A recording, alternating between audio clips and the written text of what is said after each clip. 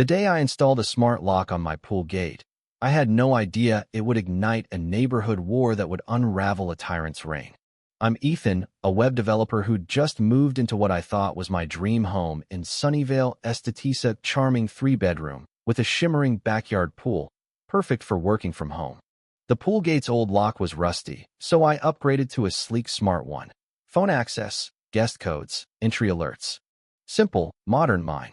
Or so I thought.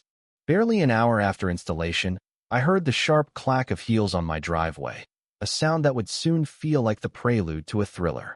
Through the window, I saw a woman in her 50s, her smile as tight as a coiled spring.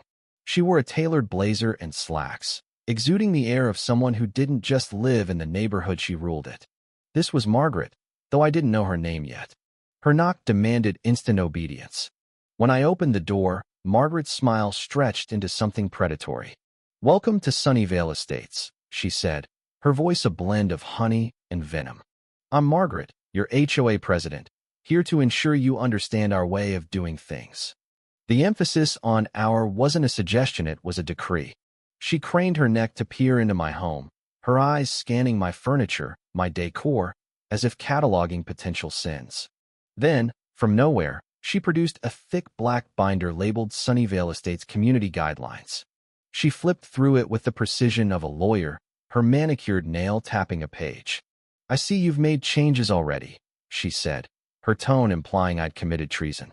"We've had to assist families who couldn't follow our standards." The word assist sounded like a mob boss offering protection.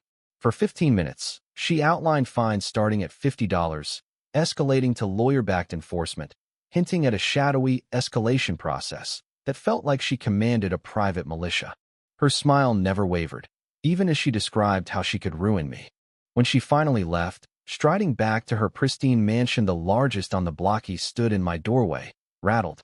Had I just met the neighborhood dictator? That evening, as I sipped a beer by my pool, my phone pinged with an email from the Sunnyvale HOA board. The subject line screamed in bold red, "Warning. Violation notice 1, unauthorized electronic device." In under 6 hours, Margaret had gone from doorstep threats to bureaucratic warfare.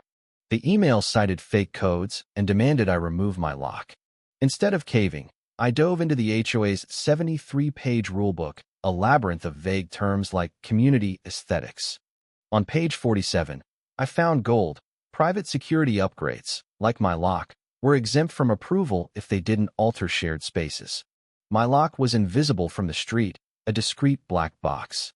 I fired back a polite but firm email, citing regulations, attaching photos, and copying the entire board.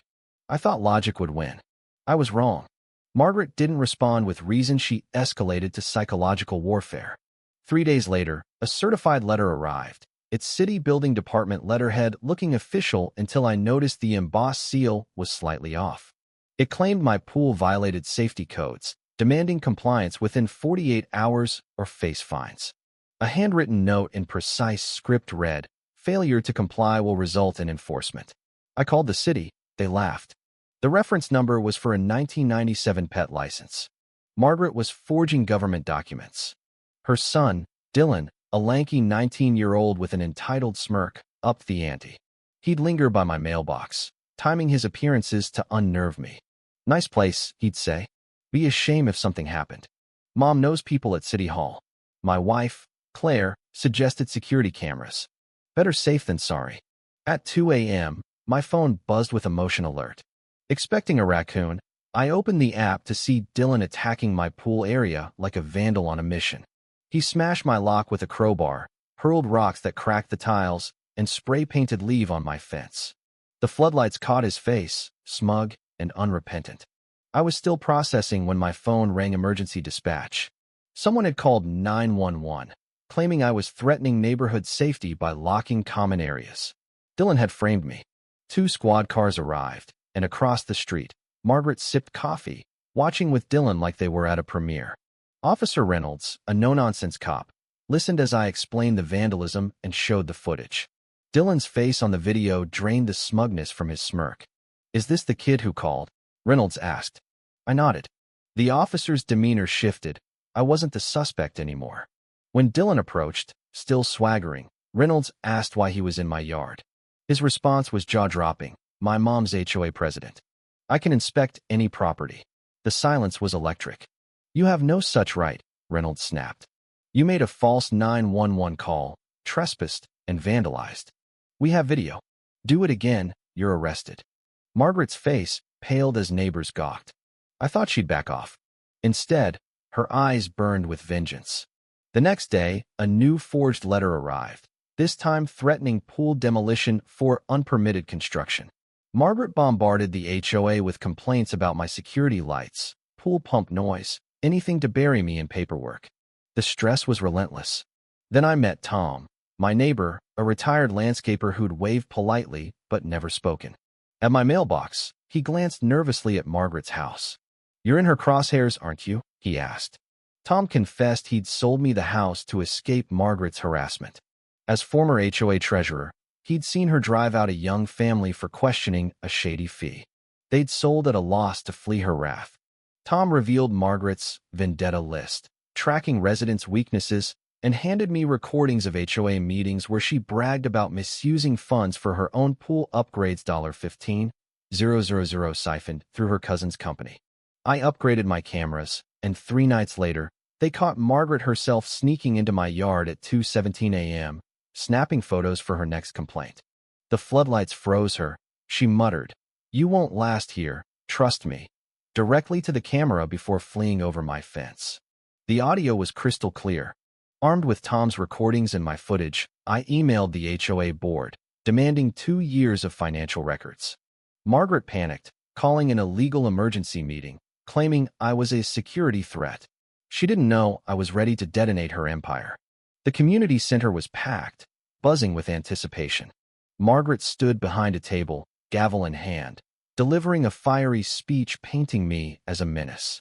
She flashed photos of my cameras, calling them invasive. When she called for a vote to neutralize me, I stood. "Let's see the full picture," I said, connecting my laptop to the projector. The room hushed as Dylan's vandalism played, his face unmistakable. Gasps followed Margaret's trespassing clip, her threat echoing. Then Tom stood, holding receipts. "I was treasurer," he said. "Patricia stole $15,000 for her own pool." The invoices flashed, undeniable. The crowd erupted. Neighbors shared their own horror stories. Fines for fragrant flowers, wrong doormats. A woman sobbed, recounting $300 penalties for her kids' chalk drawings. The room became a rebellion. Margaret's empire crumbled. A unanimous vote ousted her. Someone called the police. Officer Reynolds arrived, eyeing Margaret's forged documents. She fled, papers scattering, as neighbors demanded justice. Tom became HOA president, slashing petty rules. Dylan got 200 hours of community service, his trash-picking videos a local hit. That night, by my pool, the smart lock's light blinked peacefully. Margaret's war began with a lock she couldn't control. Now, I hold the key. What's the most outrageous HOA story you've got? Drop it below.